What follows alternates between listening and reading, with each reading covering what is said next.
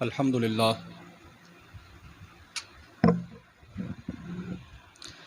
للہ رب العالمین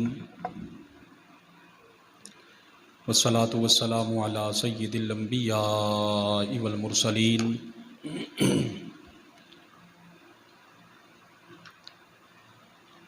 وعلی آلہ واصحابہ اجمعین۔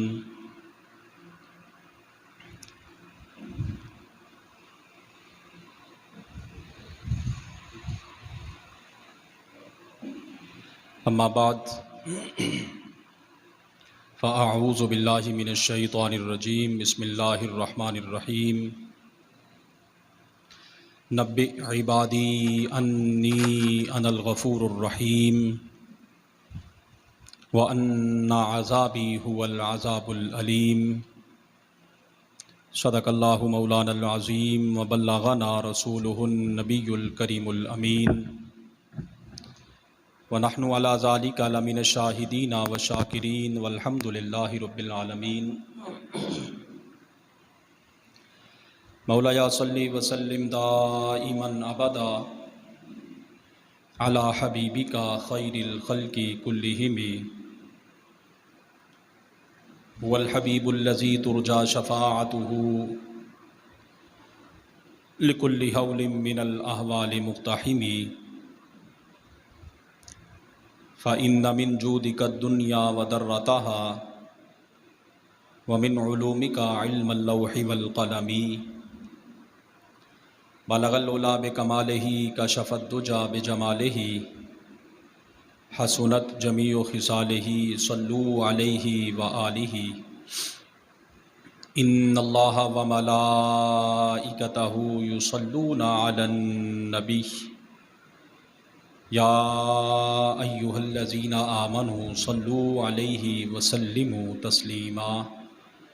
الصلاۃ والسلام علیک یا سیدی یا رسول اللہ، وعلی آلک واصحابک یا سیدی یا حبیب اللہ۔ الصلاۃ والسلام علیک یا سیدی یا نبی اللہ، وعلی آلک واصحابک یا سیدی یا خاتم النبیین۔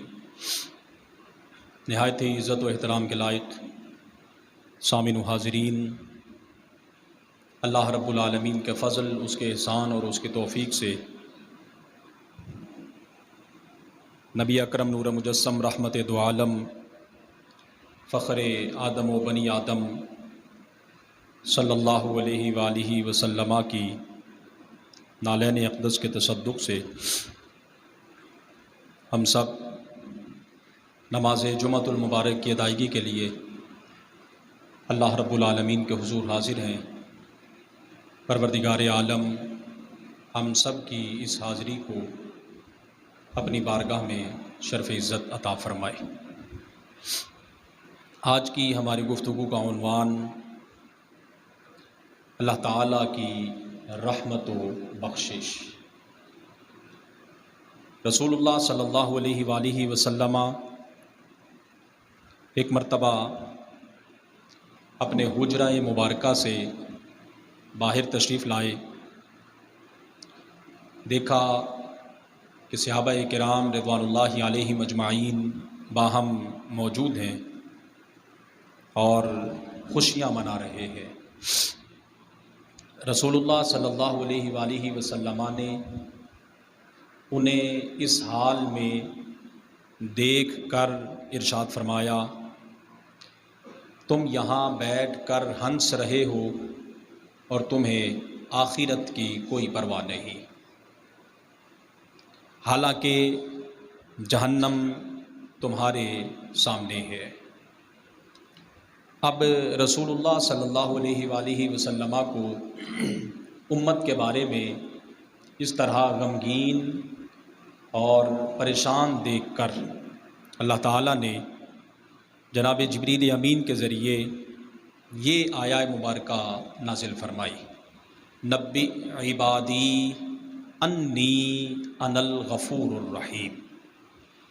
اے حبیب صلی اللہ علیہ وسلم، میرے بندوں کو آگاہ کر دیں کہ میں غفور الرحیم وَأَنَّ عَذَابِي هُوَ الْعَذَابُ الْأَلِيمُ، اور نافرمانوں کو یہ بھی بتا دو کہ میرا عذاب بھی دردناک عذاب ہے۔ اب دو صورتیں ہمارے سامنے ہیں۔ بسا اوقات انسان اپنے گناہوں اور غلط کاموں کی وجہ سے اس قدر مایوس ہو جاتا ہے، وہ یہ سمجھنے لگتا ہے کہ شاید اب اس کی بخشش نہیں ہوگی، اور پھر اس مایوسی کی بنیاد پر وہ شخص گناہ کرنے میں اس قدر دلیر ہو جاتا ہے کہ پھر اسے کسی کی کوئی پرواہ نہیں رہتی۔ اس کے دل و دماغ کے اندر ایک بات رچ بس جاتی ہے کہ میں تو اتنا گناہگار ہو گیا ہوں کہ اب میری بخشش کا کوئی سامان نہیں ہے۔ اب ایسے حضرات کو پروردگار عالم کی طرف سے یہ امید دی جا رہی ہے کہ بندہ مومن کسی بھی مقام اور سٹیج پر پہنچ کر اللہ کی رحمت سے نا امید نہ ہو، اللہ کی رحمت سے مایوس نہ ہو۔ ایسے حضرات کے لیے پروردگار عالم کا یہ فرمان عالی شان بڑا حوصلہ افزا ہے۔ اللہ تعالیٰ فرماتا ہے نبی عبادی، اے حبیب صلی اللہ علیہ وسلم آپ خبر دیں میرے بندوں کو۔ اب آپ اگر اسلوب قرآن دیکھیں، آج ہم جب اپنی بڑائی ظاہر کرنا چاہیں تو جب باہمی دوستوں کی نشست ہو تو ہم میں سے اکثر اپنا تعارف کرواتے ہوئے کہتا ہے میں فلاں کا بیٹا، میرا تعلق فلاں عہدیدار کے ساتھ، میرا تعلق فلاں کے ساتھ۔ غرض یہ کہ دنیاوی اعتبار سے جس کا منصب جتنا بڑا ہے وہ یہ سمجھتا ہے کہ اس کے ساتھ تعلق داری مجھے بہت بڑا مقام دلا سکتی ہے۔ یہ تو ہوا ظاہر۔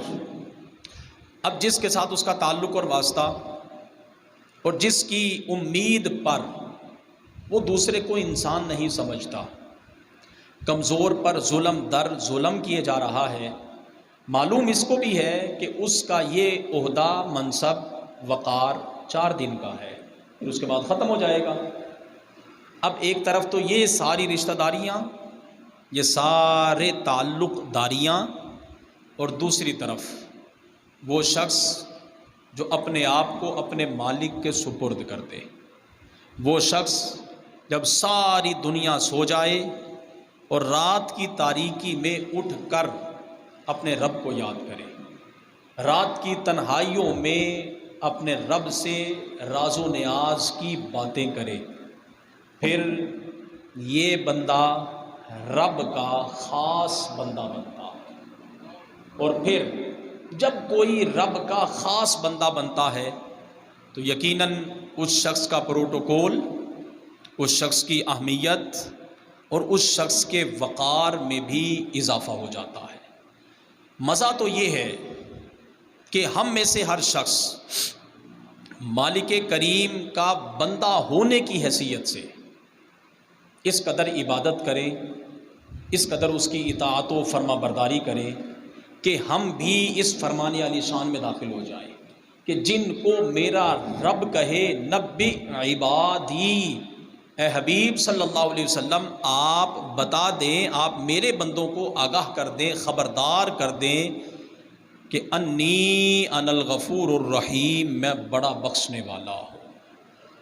اللہ اکبر۔ اب ایک طرف یہ کہ بندہ مومن کو یہ بتایا جا رہا ہے کہ وہ زندگی کے کسی بھی مقام اور موڑ پر جا کر اللہ کی رحمت سے نا امید نہ ہو، اللہ کی رحمت سے نا امید نہ ہو۔